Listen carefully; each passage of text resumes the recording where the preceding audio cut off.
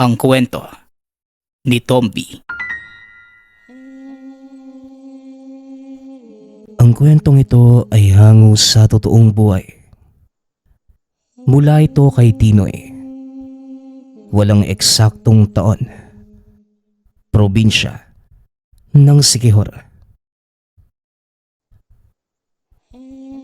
Kasagsagan ng tag-ulan ng mga panahong yun.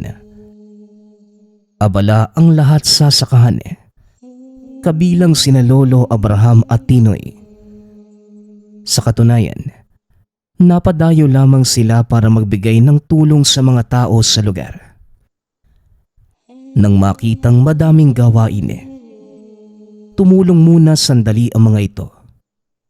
Sa kalagitnaan ng pagtatrabaho, napahinto si Lolo Abraham sa biglaang pag-init ng selyong nasa dibdib. Kagad itong napatingin sa paligid at mula sa hindi kalayuan, sa kubo, napansin ito ang isang babaeng nakaupo. May dala itong basket na puno ng prutas at kakanin na nakabalot pa ng dahon ng saging. Maya-maya pa, may lalaking lumapit sa babae. Ay, paring Abraham, sekulas yan. Yung babae naman ang bagong nobya. Nagkakilala sila noong nakaraang araw lang. Wika ni Aling Bebang. Napatingin si Lolo Abraham sa ale. Napangiti naman ang matanda sa sinabi nito. Ibinalik ang tingin sa magnobyo. Nandilim ang paningin sa babae. Maganda man ang labas na kaanyuan. Hindi pa rin may kakaila ang tunay na pagkatao sa loob. Ngunit wala na munang ginawa si Lolo Abraham. Naisip niya na baka mabait naman. Marami na din itong nakasalamuha na aswang na wala namang masamang intensyon sa mga tao. Lolo, umuwi na po tayo. Mukhang maya-maya lang, lalakas na ang ulan. Wika ni Tinoy. Napatingala si Lolo Abraham sa kalangitan. Napansin na medyo makulimlim nga ng mga sandaling yun. Madidinig na din ang pagkulog at pagguhit ng kidlat. Napatango si Lolo Abraham at nagsimulang magpaalam sa mga magsasaka. Habang naglalakad palis ng sakahan, hindi niya maiwasang tignan ang babae na napatingin na rin sa kanya. Nang magkatitigan, kagad itong umiwas ng tingin. Nagmamadaling binitbit ang basket saka umalis. Bakit po, Lolo? Meron po bang problema doon sa babae? Tanong ni Tinoy. Kilala mo ba yon? Ilang araw ko na yan nakikita, Lolo eh. Nobya nung pamangkin ni Aling Bebang. Si Kulas. Tugon ni Tinoy. Ganun pala. Pero Lolo, masama din yung kutob ko dun sa babaeng yan. May isang beses na napalapit ako sa kanya. Kakaiba talaga yung presensya niya eh. Wika ni Tinoy. Muling napatingin si Lolo Abraham sa direksyong dinaanan ng babae. Kahit malayo na ito, hindi pa din nawala sa pagka-alerto ang selyo. Nagiinit pa din ito. Nang tuluyang nakalis ang babae, umuwi na sina Lolo Abraham at Tinoy. Pagkarating sa tahanan, may masamang balitang bumungad sa kanila. Sa ilog na nasa likod bahay, may natagpo ang bangkay. Nagkukumpulan na ang mga tao para makiusisa. May iba na nagsasabing sinaksak ng kawatan ng biktima. May nagsasabi din namang wala na sa katinuan kaya nagpakamatay. Ngunit nang tignan ni Lolo Abraham, wala sa nabanggit ang tunay na dahilan. Base sa naiwang bakas ng salarin, hindi ito kagagawa ng anumang patalim. Lolo, may kutsilyo sa tabi ng bangkay pero mukhang hindi naman namatay sa saksak yan eh. Bulong ni Tinoy. Ganon na nga, apo. Ito na lamang ang naitugon ng lolo. Tinignan ni Lolo Abraham ang buong paligid. Bawat taong naroon isa-isa niyang pinagmasdan. Wala naman itong kakaibang napansin. Hindi din naging aktibo ang selyo. Ang ibig sabihin lang, nakalis na ang nilalang sa may sala. Ilang sandali pa ang lumipas. Nagsidatingan na ang mga otoridad para asikasuhin ang bangkay at mag-imbestiga. Nang magsimula ang operasyon, napagpasyahan ni Lolo Abraham na umuwi na lamang ng tahanan. Dumiretso naman ng kusina si Tinoy para magtimpla ng kape. Habang kasalukuyang sinasagawa ang imbestigasyon ng mga pulis, tahimik lamang na nakaupo sa bakuran si Lolo Abraham. Pasimpleng humihigop na mainit na kape. Makalipas ang ilang sandali, unti-unti na ding nag-uwian ang mga tao nang biglang bumuhos ang malakas na ulan. Pati ang mga otoridad napilitan ng umalis. Dinala na rin ng ambulansya ang bangkay. Sa pag-alis ng lahat, naging alerto si Lolo Abraham dahil sa pag-init ng selyo. Kaagad niyang tinignan ang paligid. Buhat sa hindi kalayuan, lumitaw ang babaeng nakita kanina sa sakahan. Saglit lamang ito sa paningin at nagmamadali ding umalis. Tila may kung ano lamang tinitignan. Susundan na sana ito ngunit hindi na natuloy. Nang may bisitang dumating, ang kapitan ng lugar na si Kapitan Nestor. Maulan na araw sa'yo, Lolo Abraham. Wika ng kapitan. Maulan na araw din po sa inyo, Kapitan Nestor. Ano ang atin? At naparito kayo sa aming munting tahanan? Tanong ni Mang Abraham. May itatanong lang sana ako sa'yo, Lolo Abraham. Ilang beses nang dinadalaw ng aswang ang lugar natin. Ngayon lamang may patay na natagpuan dito malapit sa inyo. Hindi ko alam kung anong gagawin. Dito sa atin, ikaw lamang ang may kakayahang tumapat sa mga nilalang na yon. Sana naman, tulungan mo ang barangay natin. Tugon ni Kapitan Nestor. Napabuntong hininga si Lolo Abraham. Inalok muna ng kape si Kapitan Nestor bago pinag-usapan ang mga bagay-bagay. Kahit noong hindi pa kapitan si Nestor, sa kanya talaga ito humihingi ng tulong, lalo na kapag usaping kababalaghan. Madalas inaaswang ang yumao nitong ina dahil sunod-sunod ang pagkabuntis. Magmula noon hanggang ngayon, ito na ang nagsisilbing takbuhan. Nang magkasundo, nagpaalam na si Kapitan Nestor dahil masama na rin ang banta ng panahon. Pasado 5:00 nang tumila ang ulan. Makulimlim pa rin sa labas. Malakas ang kulog at kidlat. Habang nangyayari ito sa labas, sinamantala naman ni Lolo Abraham ang pagkakataong pakainin ang tangan. Ang selyo ng 7 arkanghel na pinangangalagaan sa pamamagitan ng orasyon at dasal. Nagsisilbi namang bantay si Tinoy dahil kapag nagpapakain ng selyo si Lolo Abraham, hindi ito pwedeng maistorbo. Mahigit 30 minuto ang lumipas bago ito natapos sa pagpapakain. Matapos yon, sabay nang naghapunan ang maglolo. Sa kalagitnaan nito ay muling biglang uminit ang selyo. Kaagad namang napatayo si Lolo Abraham at sumilip sa labas.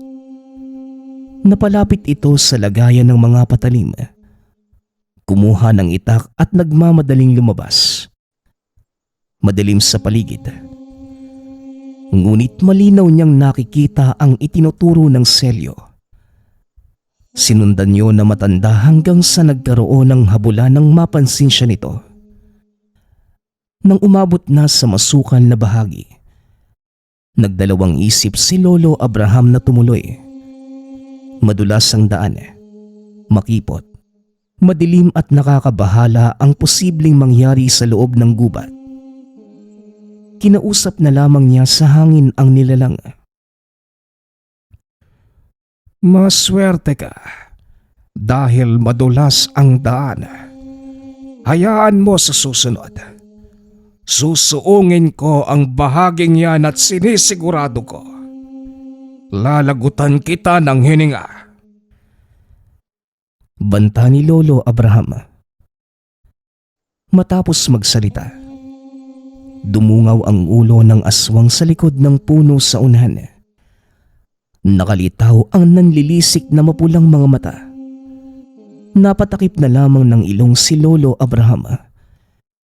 Nanunuot sa pangamoy ang umaalingasaw nitong baho. Hanggang sa narinig na matanda ang boses ng apo. Lolo Abraham, nasan po kayo, Lolo? Tanong ni Tinoy. Napalingon si Lolo Abraham nang marinig ang boses ni Tinoy.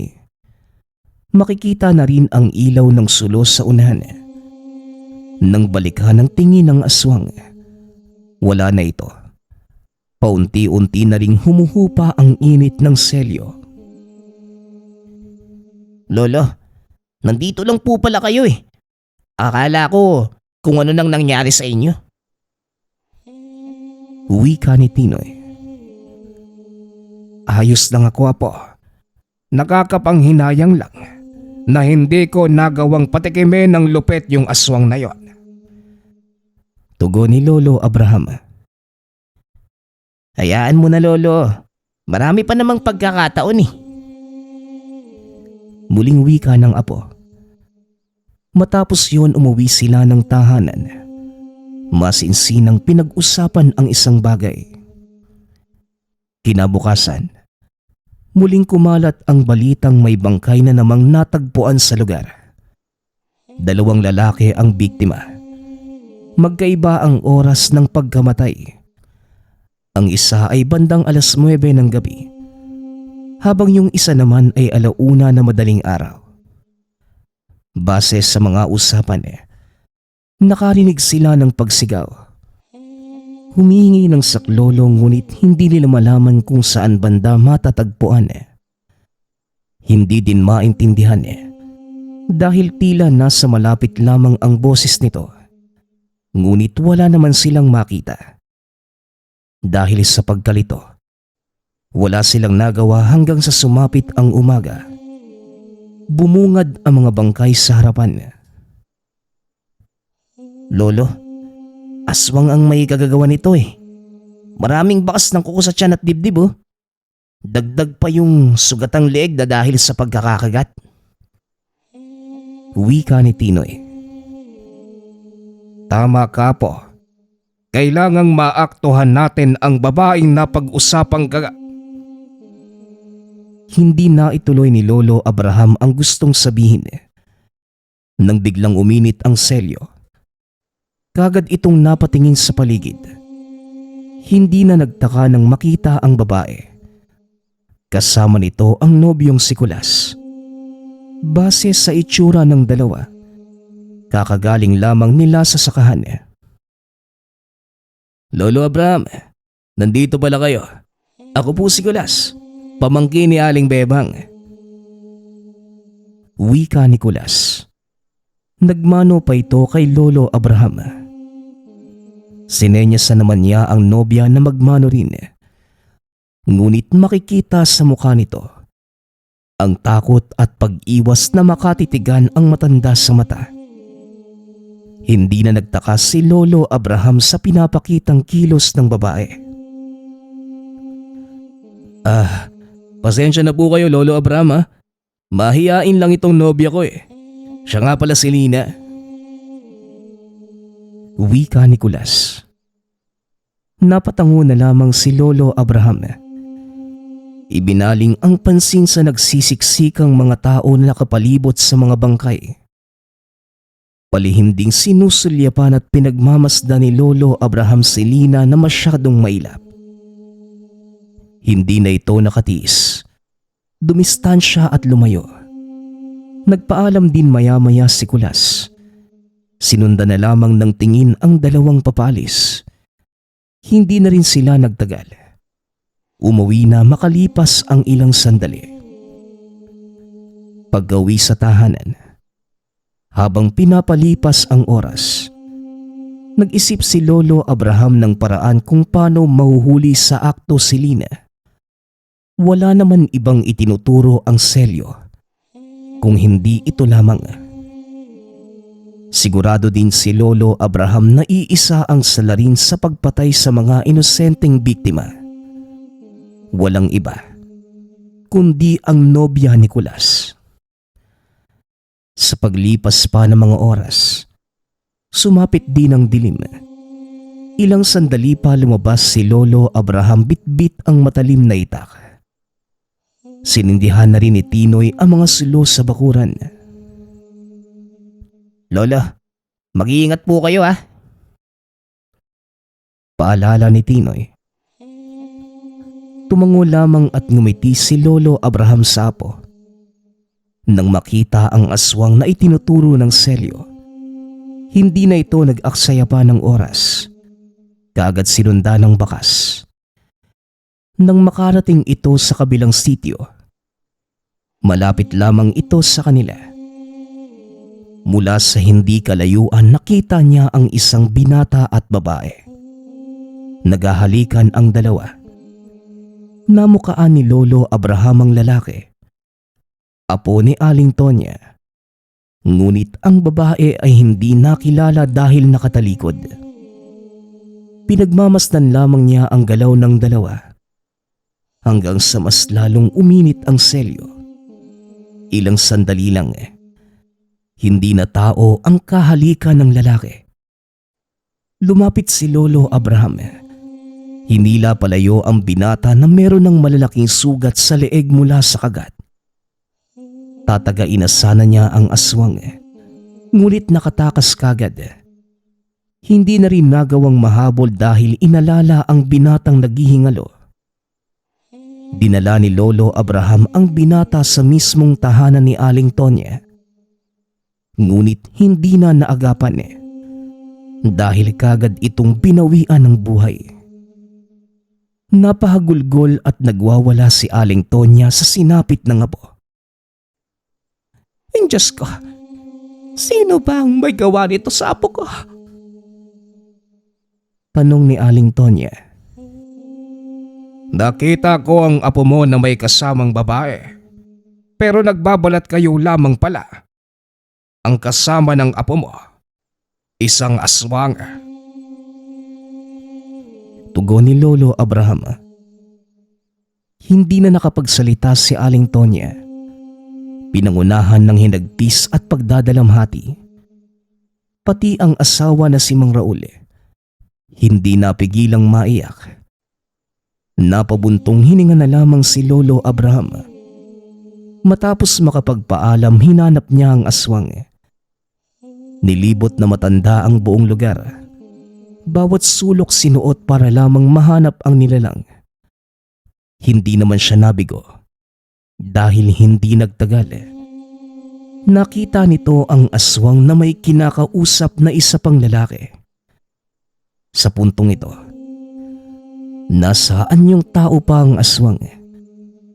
Hindi na nagtaka si Lolo Abraham sa natuklasan niya. Ang babaeng aswang ay walang iba, kundi si Lina. Pinagmasdan niya muna ang dalawa. Pinakinggan ang bawat usapan niya. Sa pakikinig doon nalaman na inaakit ni Lina ang mga kalalakihan niya. Dali-dali namang lumapit ang matanda. Ngunit nang malapitan, nag-anyong aswang na si Lina na kagad sinakmal ang leeg ng kawawang binata. Bumulagta na lamang ito habang bumubulwak ang dugo sa bibig. Nangingisay at kalaunay binawian ng buhay. Lina, halika ritong aswang ka. Wika ni Lolo Abraham. Mahigpit ang pagkakahawak na matanda sa itak. Nagsimula na rin itong magsambit ng mga dasal habang sinusundan ang dinaanan ni Lina. Dinala siya nito sa malawak na patag sa unahan, kung saan hanggang tuhod ang haba ng mga damong ligaw. Saan ka ba nang galing? Mas mabuti pang lumayas ka rito sa lugar namin. Kung ayaw mong gawing kong libingan ng kinatatayuan mo. Banta ni Lolo Abraham. Ngunit hindi nakinig si Lina. Sa halip sumugod ito at kagad nagpakawala ng mga kalmot. Subalit mabilis na nakailag ang matanda at nagawang mapatamaan ng patalimang aswang. Nataga ito ng itak sa braso. Nagmamadali ding lumayo pagkatapos. Lumingon si Lina kay Lolo Abraham. Masama ang titig na tila nais tunawin ang matanda sa tingin. Kulang pa yung sugat na natamo mo. Sa dami ng nabiktima mo dito sa ating baryo. Wika ni Lolo Abraham. Muling nag-usal ng orasyon ang matanda at nang matapos, sumugod ito kay Lina. Nagkaroon ng saglitang palitan ng atake ang dalawa. Ngunit dahil protektado ng selyo ang matanda, wala itong natamong kahit gasgas sa katawan. Ngunit sa hindi inaasahang pagkakataon, nakatakas ang aswang.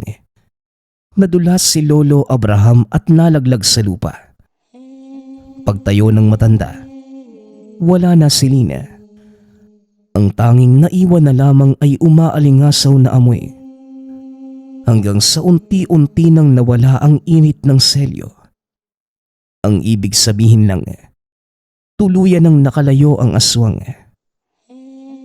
Hindi man natuluyan, hindi naman nangihinayang si Lolo Abraham dahil sa wakas. Nakilala na niya kung sino ang aswang na nanggagambala sa lugar. Kinabukasan, dumalaw si Lolo Abraham at Tinoy sa burol ng apo ni Aling Tonya. Mangilan-ngilan lamang ang nakikiramay na mga oras na yun. Dahil tanghaling tapat at nasa sakahan ang karamihan. Nagatid ng kaunting tulong ang maglolo para kahit papano may magamit at panggastos sa lamay. Sa kalagitnaan nito, nahagip ng paningin ni Lolo Abraham si Lina. Mahaba ang suot lalo na ang pang-itaas. Maayos ding tinakpa ng sugat ang braso.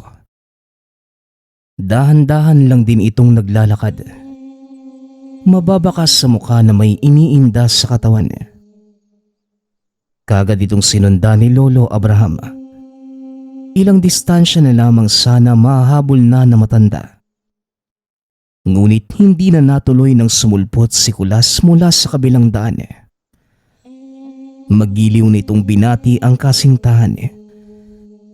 Inakbayan pa at sabay na naglakad papunta ng sakahan.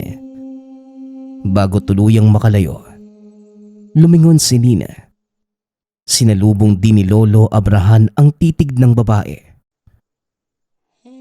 Napakatigas talaga ng babaeng yon. Wika ni Lolo Abraham sa sarili. Napabuntong hininga na lamang ang matanda. Ilang sandali pa, lumapit si Kapitan Nestor. Nagtatanong kung nahanap na ba nito ang salarin.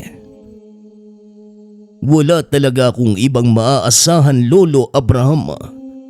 Alam mo naman na hindi naniniwala sa ganito ang pulisyan ng bayan. Pilit nilang iginigiit na ibang rason ng dahilan sa pagkamatay ng mga tao.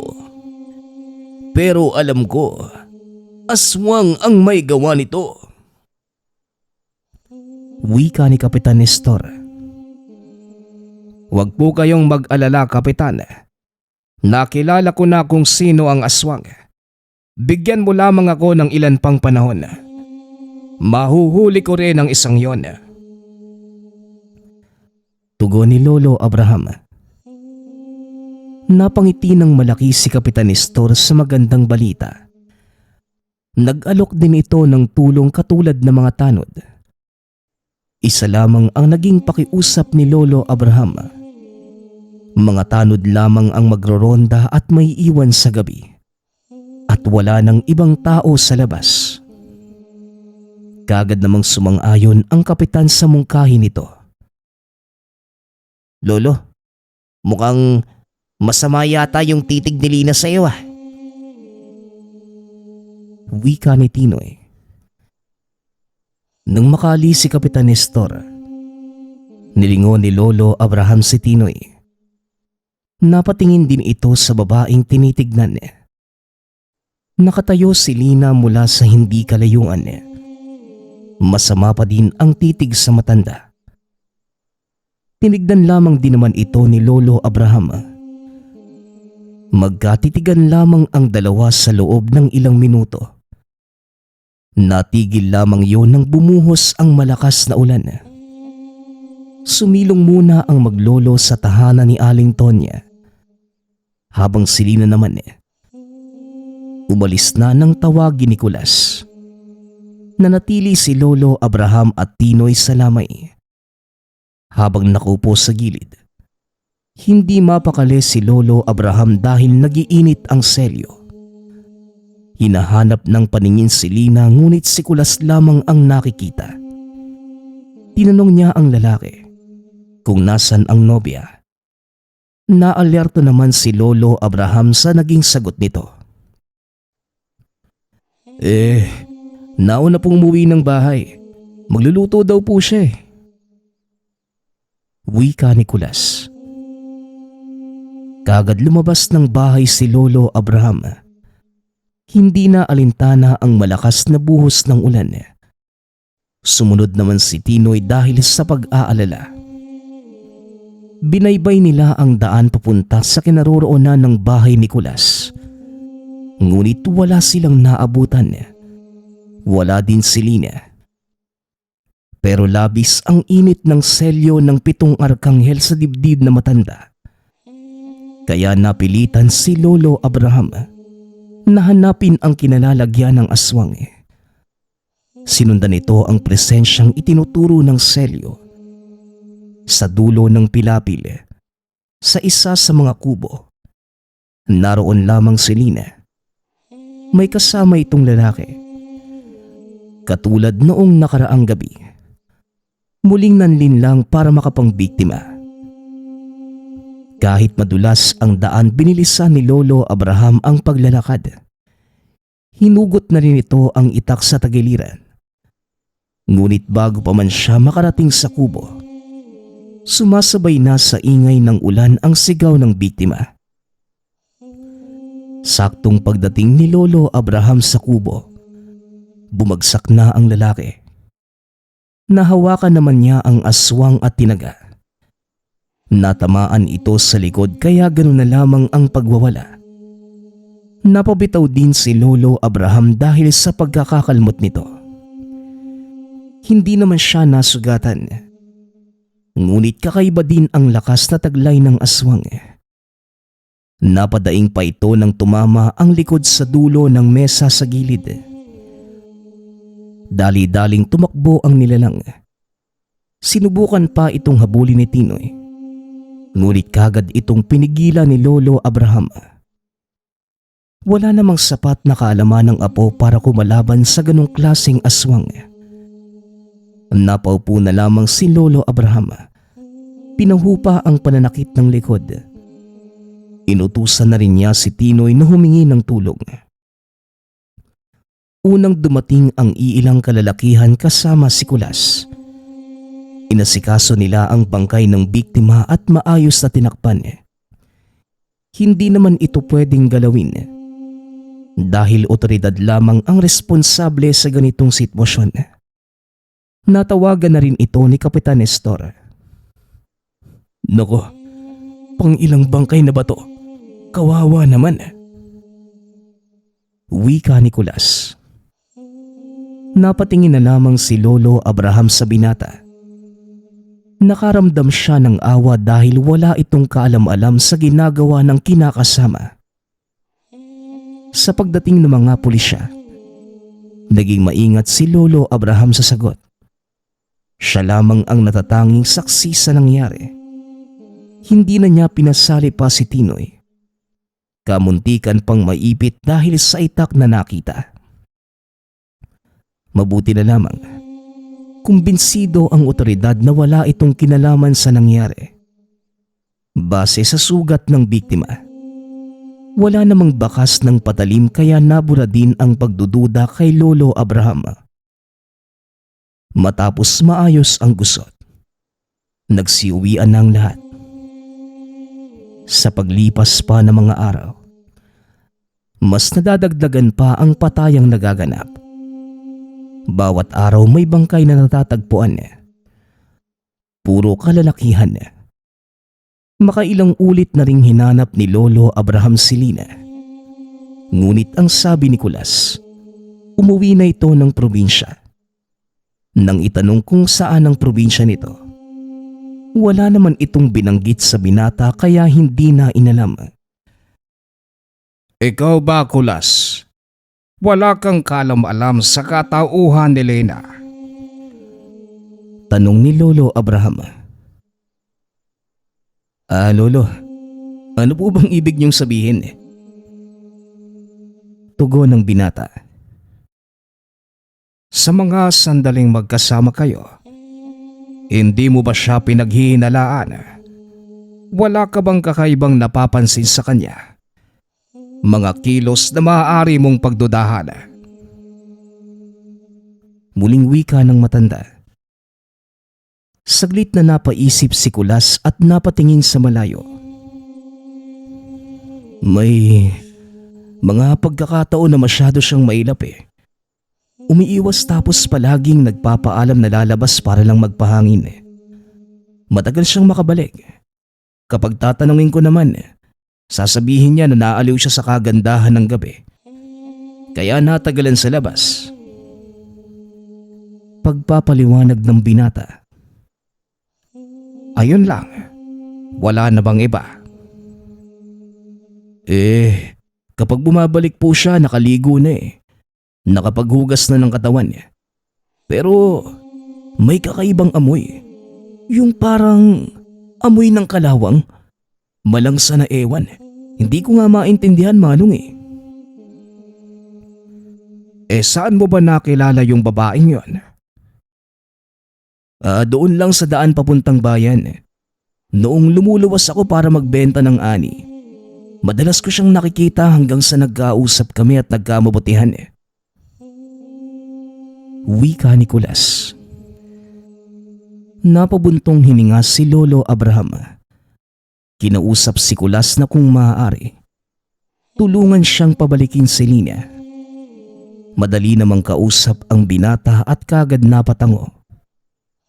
Naghintay si Lolo Abraham sa muling pagbabalik ng dalaga. Inaasahang tutulungan siya ni Kulas. Habang naghihintay sa pagbabalik, inihanda na rin niya ang sarili at siniguro. Nasa kondisyon ang selyo ng 7 arkanghel. Sa sandaling magkaharap silang muli ng nilalang. Bawat 6:00 ng hapon nagsasagawa ng orasyon si Lolo Abraham. Habang nakaluhod sa harapan ng altar. Ngunit bigla itong napatigil sa pag-iinit ng selyo sa dibdib. Mula sa kung saan, damang-dama nito ang presensya ng aswang. Kaya kagad niyang tinapos ang orasyon. Nagmamadaling lumabas at sinunda ng direksyong itinuturo ng selyo. Katulad ng inaasahan, nakabalik na nga si Lina na ngayon may binabalak na namang biktimahin. Kagaya ng paulit-ulit na paraan ng panlilinlang ng dalaga. Nililibang niya sa usapan ang biktima kasabay ng pang-aakit. Sa sandaling bumigay ang kausap, saka ito susunggab. Bago pa yun mangyari, lumapit na si Lolo Abraham. Nabigla naman si Lina. Saglit na natigilan kasabay ng panginginig. Tinaga ng matanda ang aswang sa balikat. Nagulat din maski yung lalaking kasama ni Lina. Iho, ngayon lang kita nakita rito ha. Hindi ka taga rito ano? Tanong ni Lolo Abraham. Marahang tumango ang lalaki ngunit hindi pa rin mawala ang pagtataka. Napalunok na lamang ng laway si Lina habang palihim na iniinda ang taga sa balikat. Bibilangan kita ng hanggang 10, iho. Umalis ka na rito. 1, 2. Wika ni Lolo Abraham. Bago pa matapos ang matanda sa pagbibilang, natataranta ng tumakbo ang binata. Nang silang dalawa na lamang ang naiwan, nagsimula na ang gulo. Pilit pang nanlaban ang aswang. Ngunit sa lakas nito hindi maiwasang madaig si Lolo Abraham. Kahit may kalakasan pa rin ang pangangatawan ng matanda, hindi maiwasang matumba sa tuwing nawawalan ng balanse. Nagtangka muling tumakas ang aswang ngunit mabuti na lang. Sumunod pala ang apo. Nahampas niya ito ng nadampot na kahoy kaya napasubsob sa maputik na lupa si Lina. Kakatila pa lamang ng ulan kaya basa ang lupa. Nang makatayo si Lolo Abraham, kagad niya itong tinaga ng 2 beses. Natigilan naman ng matanda nang hindi na gumagalaw ang babae. Patay na yata, Lolo. Wika ni Tinoy. Napatitig si Lolo Abraham sa nakahandusay na si Lina. Inilapag sa mesa ang itak saka niyuko ang katawan ng aswang. Niyugyog ang mga balikat ngunit hindi na ito gumagalaw. Nakapikit na rin ang mga mata. Pupulsuhan pa sana ito ni Lolo Abraham. Ngunit bago maramdaman bumangon si Lina at walang kung ano-anong sumunggab. Matapos ay tinulak pa si Tinoy at saka nagmamadaling umalis. Nang makabawi si Lolo Abraham, binitbit muli ang itak at hinabol si Lina.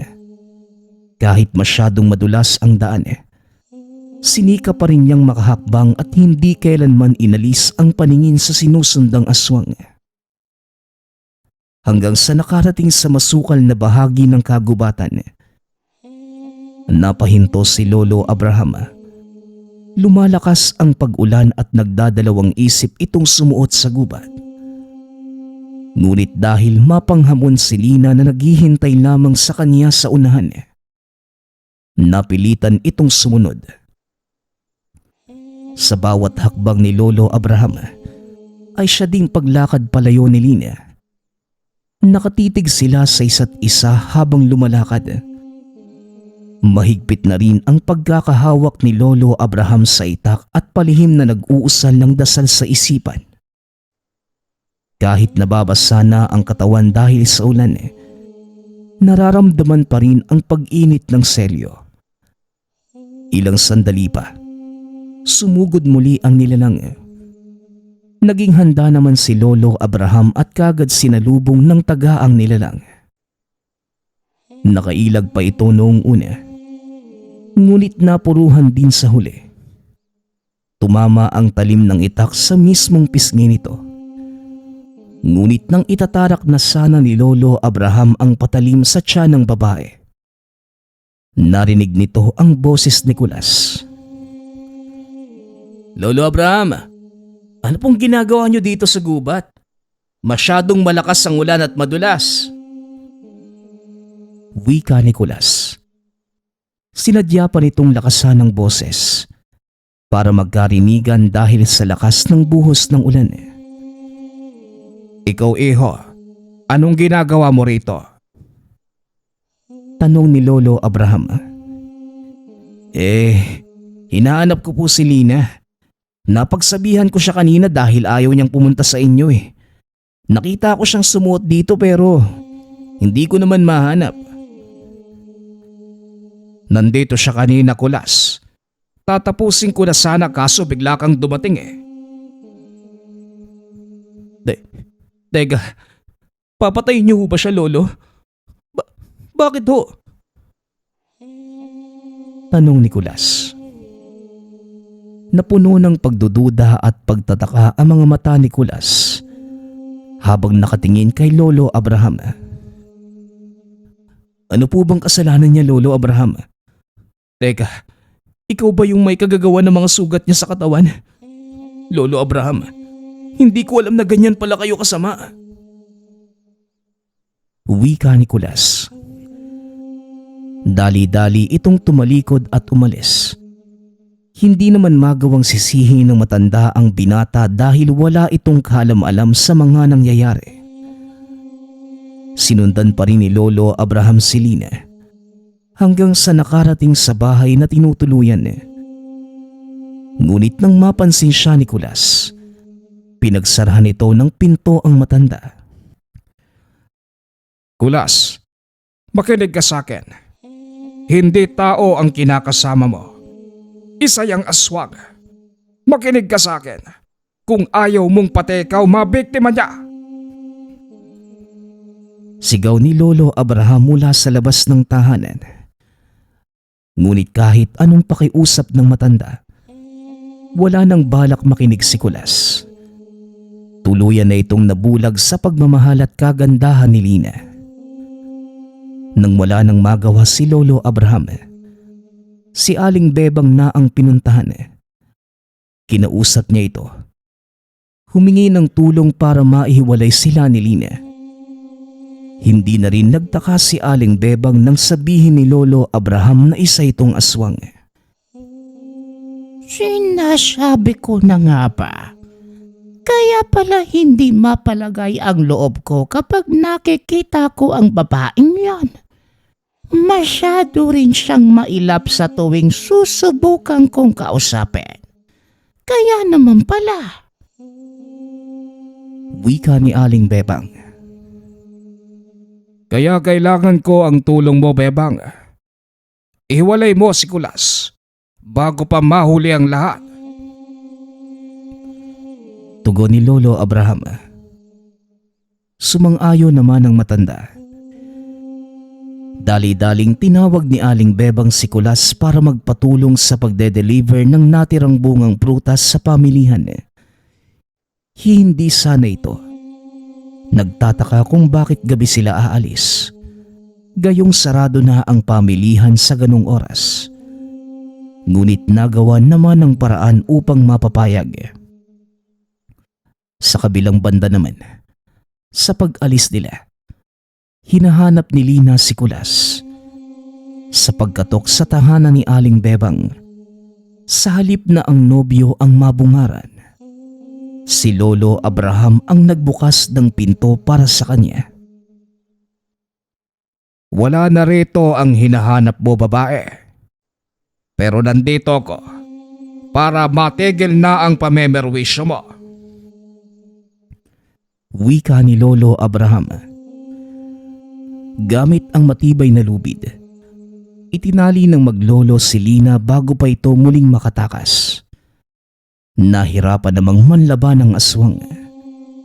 Sa tahimik at maingat na paraan, dinala nila si Lina sa tahanan upang doon isagawa ang orasyon. Sa puntong ito, susubukan ni Lolo Abraham na gamutin ang pagkaaswang at ibalik sa pagiging normal na tao.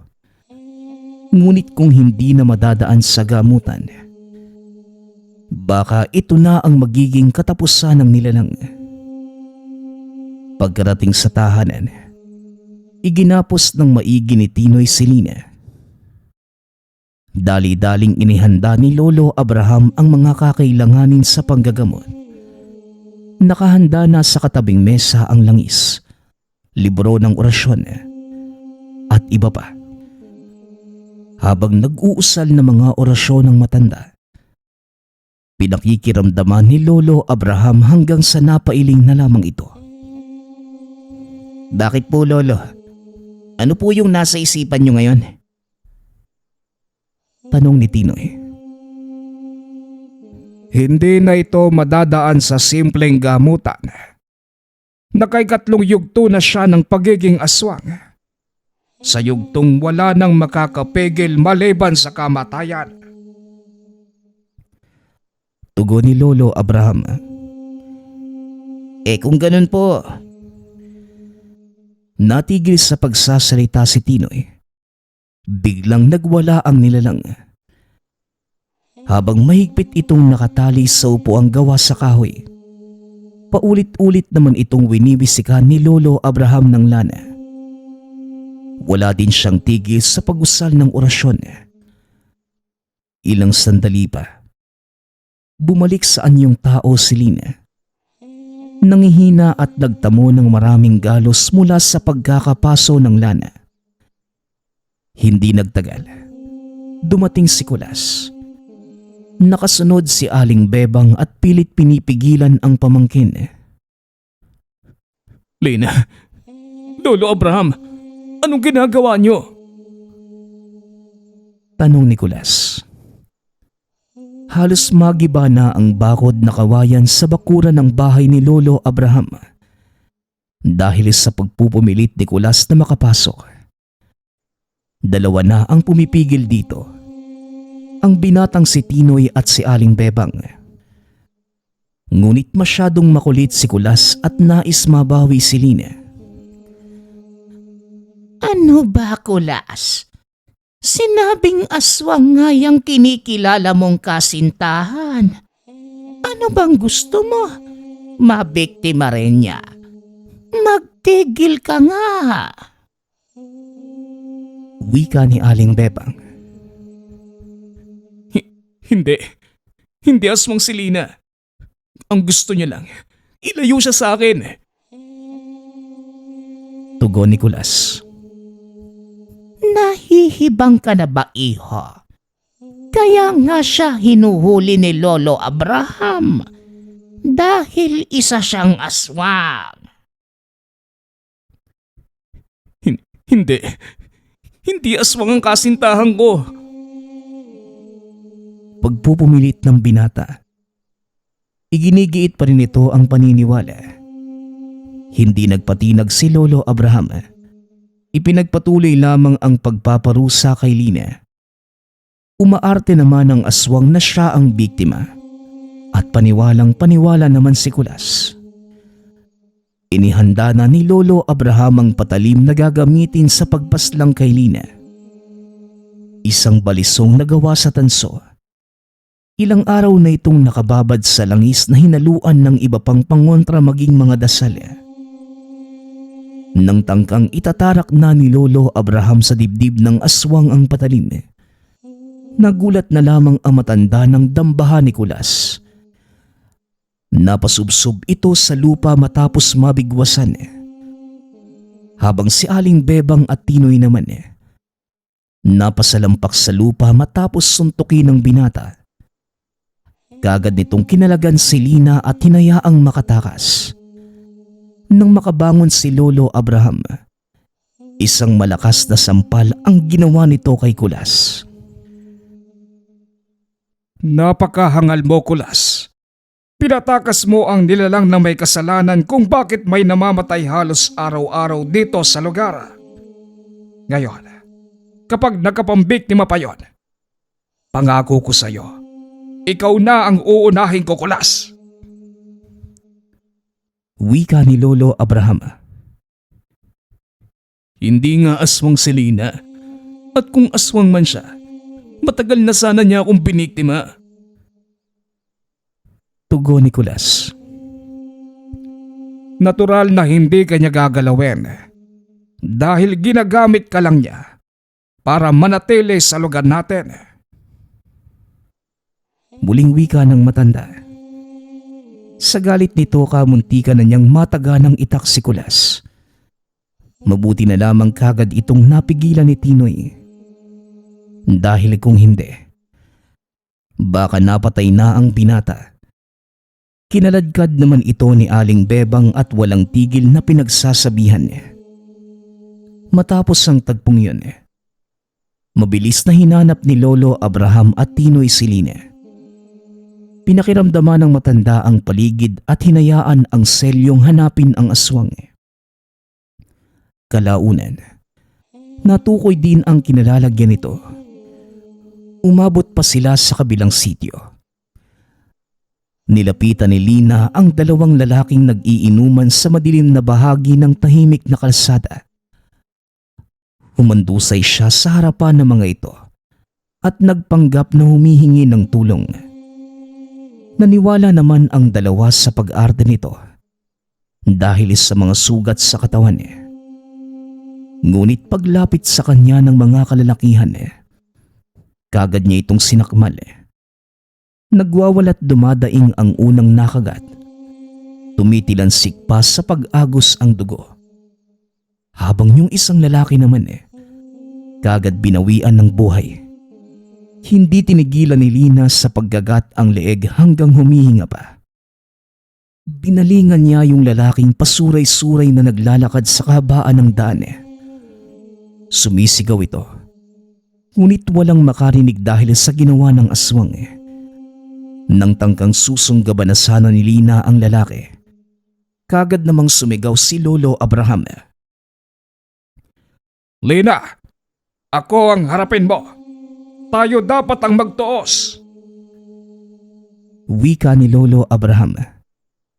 Sa puntong yon hindi pinaunlakan ni Lina ang hamon ng matanda. Kagad itong tumakbo palayo at tumakas. Hindi naman pwedeng pabayaan ni Lolo Abraham ang naghihingalong lalaki. Binigyan niya ito ng paunang lunas. Saka binilinan si Tinoy na dalhin sa kalapit na bahay upang mabigyan ng maayos na pahinga. Pagkatapos sinundan na ang dinaanan ni Lina. Hanggang sa nakarating si Lolo Abraham sa bahay ni Kapitan Nestor. Nagtataka rin siya dahil maraming tao roon. Naroon na ang lahat ng tanod pati na ang mismong kapitan. At nang usisain, 2 bangkay ang bumungad. Lolo Abraham, mabuti at nandito ka. Tignan mo, 2 bangkay na naman ang natagpuan. Habang nagroronda ang mga tanod, nahanap nila ang mga ito sa magkaibang lokasyon. Pero dito lang sa lugar natin. Wika ni Kapitan Nestor. Lolo Abraham, nang makita namin itong ikalawang bangkay, kakatapos lamang din ng aswang. Pero hindi na namin nahabol dahil baka kami pa yung susunod na mamatay. Dagdag ng tanod. Kagabi din, may inaswang sa kabilang sityo. Pero mabuti na lang at hindi natuluyan. Ang sabi ng biktima, isang babae ang lumapit sa kanya. Niyaya siya nitong sumama.